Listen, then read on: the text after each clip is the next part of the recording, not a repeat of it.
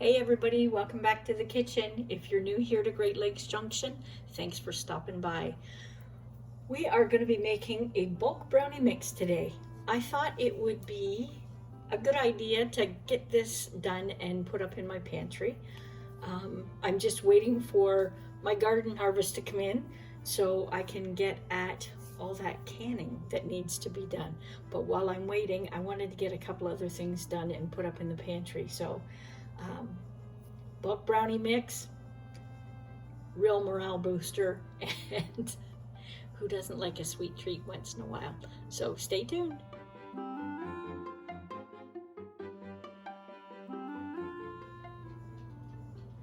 Okay, let's get to this mix.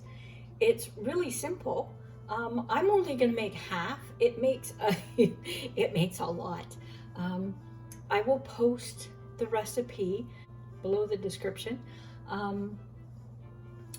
and you can decide whether you want to make the whole thing or not. The whole recipe makes 7 batches of brownies. I don't need 7, so I'm just going to make half. So I'll call it out as I'm going, and we're going to make it after we get the mix done. So we need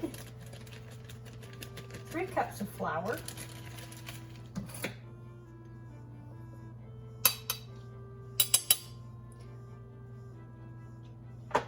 we need 1 cup of unsweetened cocoa powder. I absolutely love brownies, but I don't make them that often. But I think having this mix around, it'll be so simple to make it up. It'll be nice to have a sweet treat sitting in the pantry that you can just grab and throw together in 5 minutes and stick it in the oven. There.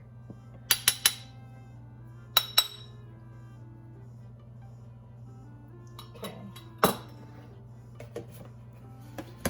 Now it needs 4 cups of sugar,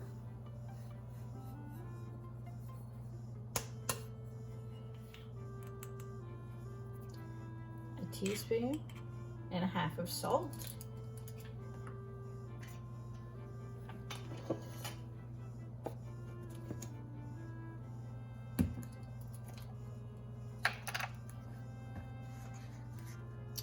and 2.5 teaspoons of baking powder.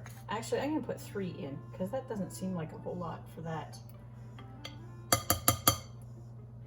Yeah, we'll put 3 in. And that's all you need. And then you mix it up and you store it in a glass jar with a lid. I don't have a lot of glass jars, not that are this big. So you could put it in even a freezer bag and store it like that.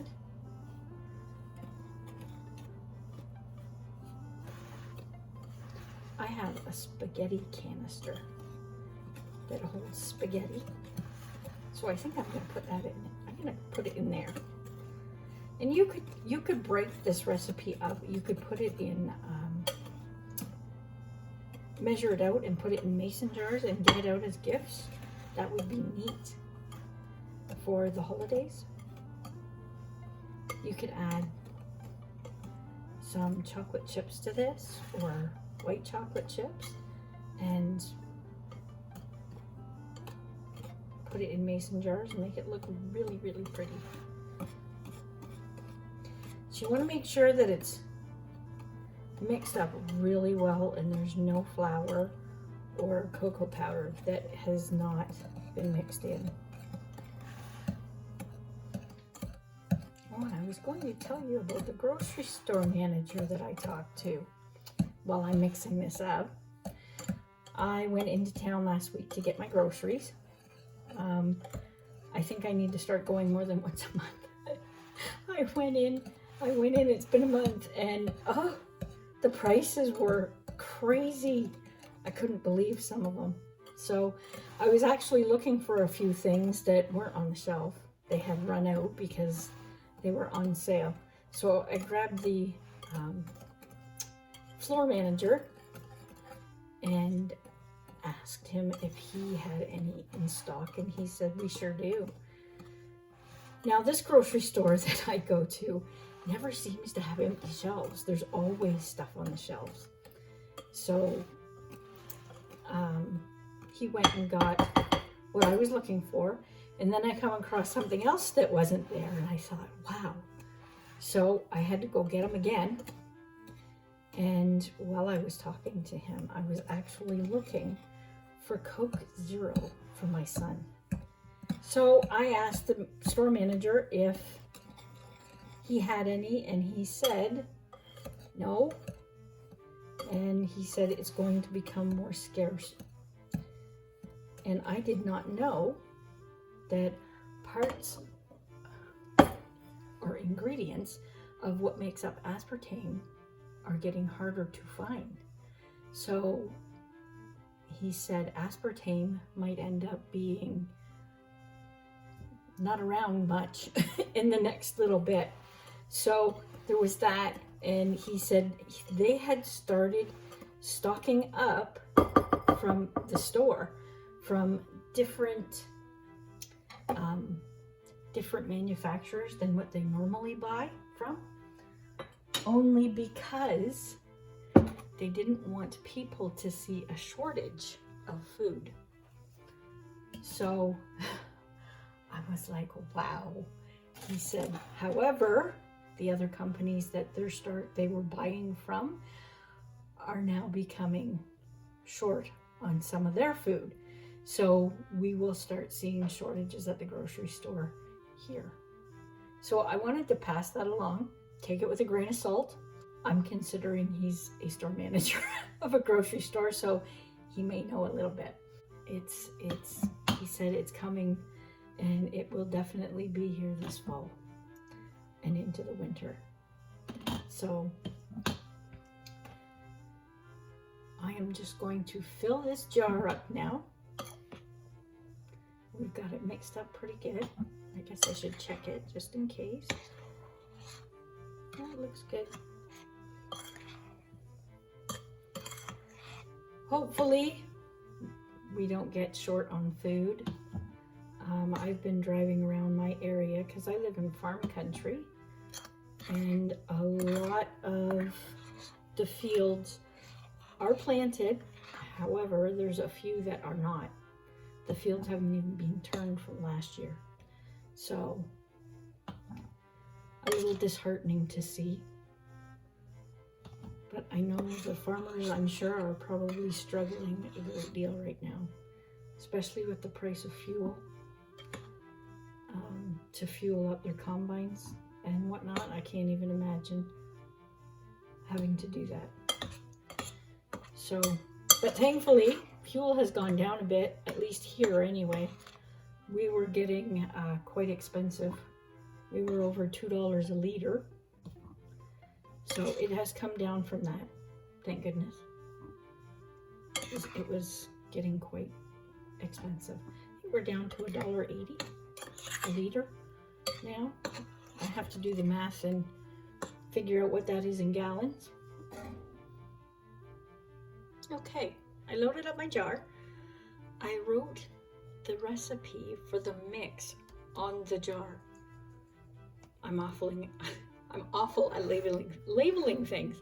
And I put what you need. Sorry, I've got my window open. There's quite a glare.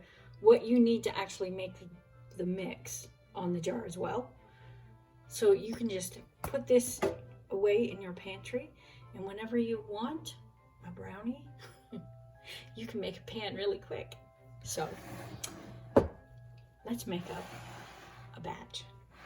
So I have 2 1/4 cups of the mix in here, and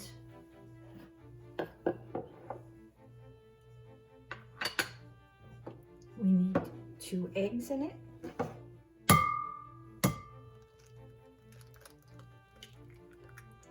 Hopefully no shells.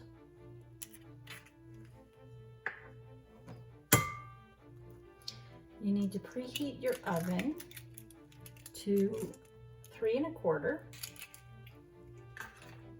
I put parchment in an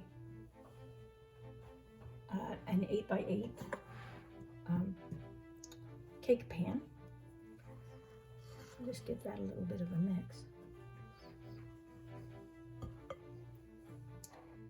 You need 2 teaspoons of vanilla and 3 tablespoons of water. That is it.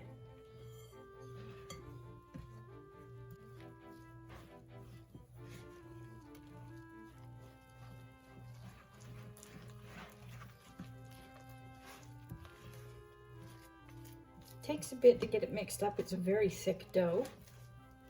I should have beat my eggs before I put them in here.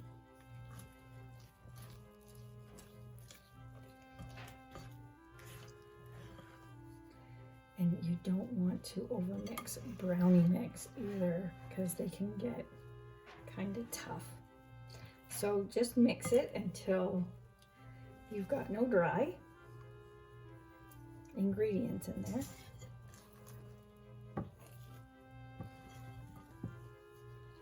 And that's it. Now, this is my pan.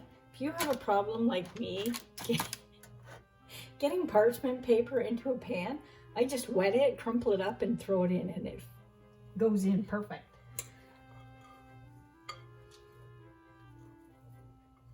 So we're going to put this in this pan and throw it in the oven for about 25 minutes to 30, depending on how hot your oven is.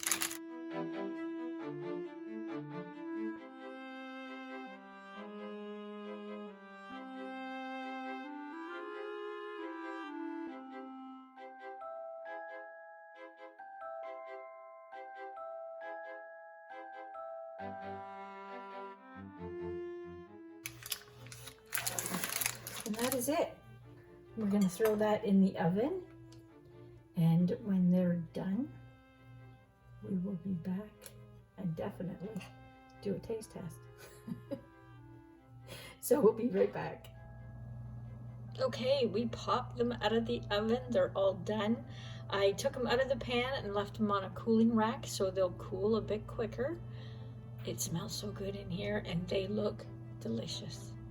I think next time I will put in some add-ins in the batter and spice it up a little bit. But for right now, it looks really good. So we will be back to taste them once they cool off. If you're liking this video, hit the like button for me and help my algorithm and help our channel grow. If you're not a subscriber, hit that subscribe button and the bell, and YouTube will notify you of the next video we put out. We'll be right back. Okay, there is our brownies, and they taste so good. I'm just gonna drizzle a bit of strawberry sauce on there and give it a try. My house smells great. They are very tender but chewy.